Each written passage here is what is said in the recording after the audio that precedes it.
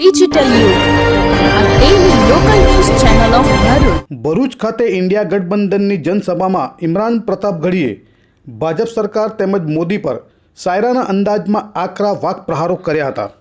લોકસભાની સામાન્ય ચૂંટણીને હવે માત્ર ગણતરીના કલાકો જ બાકી રહ્યા છે, ત્યારે રાજકીય પક્ષો અંતિમ તબક્કામાં ચૂંટણી પ્રચાર પૂરજોરશોરથી કરી રહ્યા છે.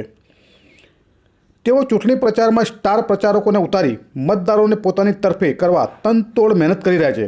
ત્યારે ભરૂચ લોકસભા બેઠક પર ઇન્ડિયા ગઠબંધનના ઉમેદવાર ચેતર વસાવાના સમર્થનમાં પણ વિશાળ જનસભાનું આયોજન ભરૂચની શિફા ચોકડી નજીક કરાયું હતું, જેમાં આમ આદમી પાર્ટી તેમજ કોંગ્રેસના અગ્રણીઓએ ભાજપા પર તીખા શાબ્દિક પ્રહારો કર્યા હતા. આ તબક્કે ઓલ ઇન્ડિયા કોંગ્રેસના લઘુમતી વિભાગના નેતા ઇમરાન પ્રતાપ ગઢી ખાસ ઉપસ્થિત રહ્યા હતા, જેમણે પોતાના ખાસ અંદાજમાં ભાજપ સરકાર તેમજ મોદી પર વ્યંગબાણ છોડ્યા હતા. ચાયવાલાથી લઈને ચોકીદાર અને કહા સોયા હે ચોકીદારની વાત શાયરાના અંદાજમાં કરી આડકતરી રીતે મોદી સરકારની નિષ્ફળતાઓને ઉજાગર કરી હતી. कि कहाँ सोया है चौकीदार, अगली लाइन पे तैयार रहना. कहाँ सोया है चौकीदार, कहाँ सोया है चौकीदार. विजय माल्या नाक के नीचे से हो गया फरार. कहाँ सोया है चौकीदार, कहाँ सोया है चौकीदार. और कवियों और शायरों को थोड़ी सी छूट होती है बात कह लेने की. मैं कह दे रहा हूं कि चाय बेचने वाला पूरा भारत बेच रहा है. सही कह रहा हूं कि नहीं कह रहा हूं? सही कह रहा हूं ना? तो फिर उसी तरह आपका समर्थन भी चेतर भाई को मिलना चाहिए. इलेक्शन सिर्फ वोट देने का नाम नहीं है, सपोर्ट देने का भी नाम है. मैं फिर से पढ़ता हूं ये मिसरे कि चाय बेचने वाला पूरा भारत बेच रहा है. इसी काम में हासिल उन्हें महारत बेच रहा है. कि रेल बिक गई, तेल बिक गया, बिका हवाई अड्डा.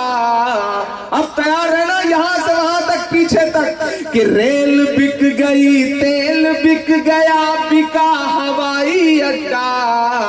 सब कुछ बिकता देख के खुश हैं अपने जेपी नड्डा. कि जनता महंगाई की मारी करती हाहाकार. कहाँ सोया है चौकीदार, कहाँ सोया है चौकीदार. અંતમાં ચેતર વસાવાને જંગી બહુમતીથી જીતાડવા હાકલ કરી હતી. 7 મઈ ભાજપા ગઈના નારા સાથે ઇમરાન પ્રતાપ ગઢીએ સભાનું સમાપન કર્યું હતું.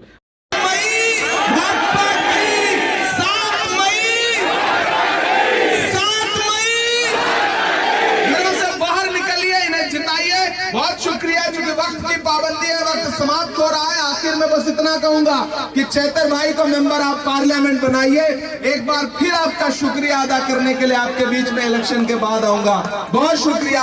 बहुत આ તબક્કે આમ આદમી પાર્ટીના ગોપાલ ઇટાલિયા સહિત કોંગ્રેસના રાજેન્દ્રસિંહ રણા, પરિમલસિંહ રણા, સુલેમાન પટેલ, અરવિંદ દોરાવાલા, સલીમ અમદાવાદી, શમશાદ અલી સૈયદ સહિત ખૂબ મોટી સંખ્યામાં લોકો ઉમટી પડ્યા હતા. रिपोर्टर सैयद अमजद, डिजिटल युग न्यूज़, भरूच.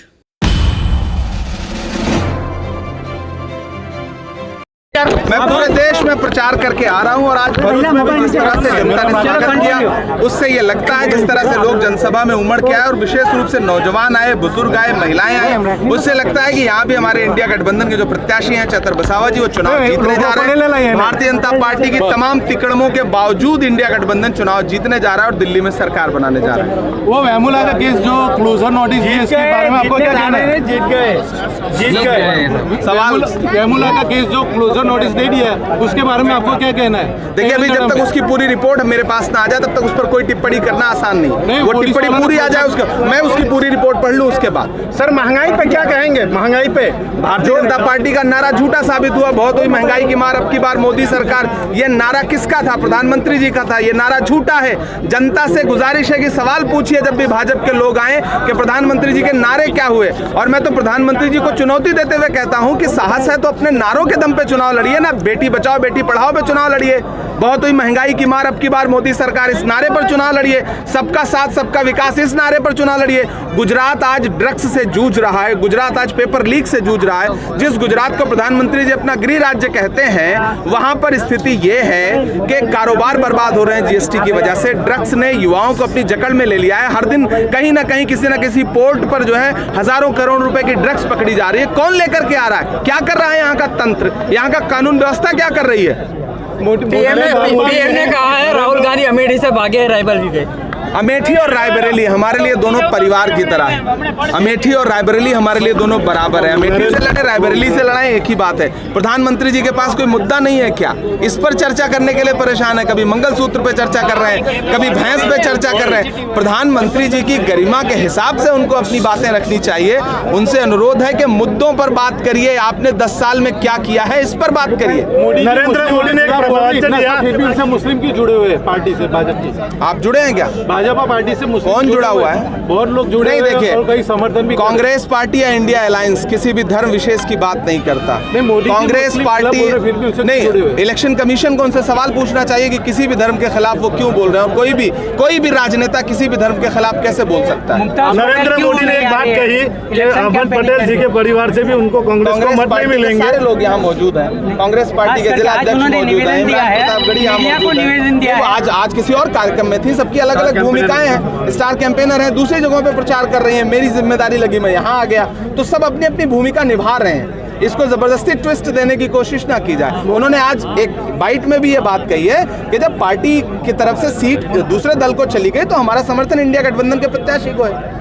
आप प्रचार में फिर रहे हैं और नरेंद्र मोदी ने एक इंटरव्यू में कहा कि अहमद पटेल जी के घर से भी कांग्रेस को मत नहीं मिलेंगे। तो उनके बारे में आप क्या कहना चाहते हैं? कांग्रेस के जो कार्यकर्ता है वो चेतर भाई के साथ है या उनका कुछ अंदर विवाद चल रहा है? प्रधानमंत्री जी दरअसल बातों से खेलने की कोशिश करते हैं, शाब्दिक जादूगरी करने की कोशिश करते हैं। जहां सोनिया जी रहती हैं वो सीट भी गठबंधन में आम आदमी पार्टी को गई है। तो अब ये कहना कि जहां सोनिया जी रहती हैं वहां मत जो है कांग्रेस को नहीं मिले।